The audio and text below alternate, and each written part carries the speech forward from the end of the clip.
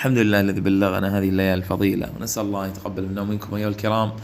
تعجب الإنسان حقيقة يا أخوة من بعض الناس وبعدهم وإعراضهم رغم ما يعلمون من فضل هذه الليالي. تنزل الملائكة والروح فيها بإذن ربهم من كل أمر. تخيلوا جبريل عليه السلام يتنزل، جبريل الملك الأمين يتنزل، الذي نزل بالوحي يتنزل في هذه الليلة. تفتح أبواب الجنان، تغلق أبواب النيران، تستجاب الدعوات، يغفر الله تعالى لمن قامها ولمن قام هذه الليالي. لله في كل ليلة عتقاء من النار. فضائل كثيرة جدا. فما سبب غفلة البعض أيها الإخوة؟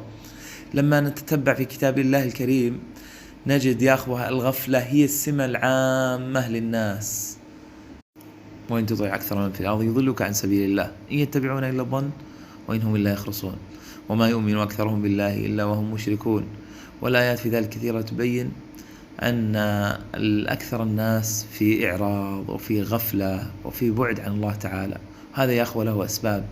ننظر الآن في أكثر الناس، ننظر إلى الأسباب التي أبعدتهم عن استغلال هذه الليالي. نجدها تتلخص في أولا البعد عن الإيمان، البعد عن الله تعالى، ضعف الإيمان.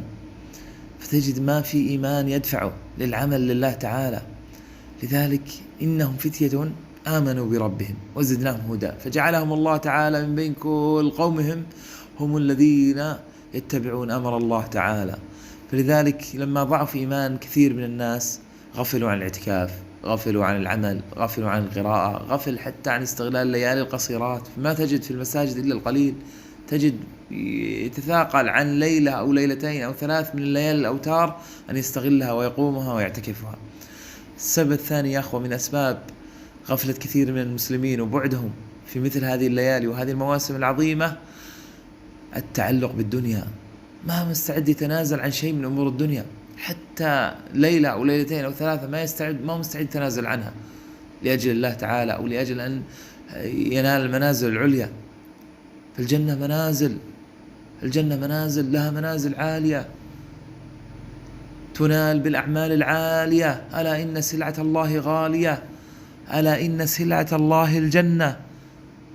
فإذا تعلق الإنسان بالدنيا ما أصبح ليس عنده قابلية للتقديم والبذل.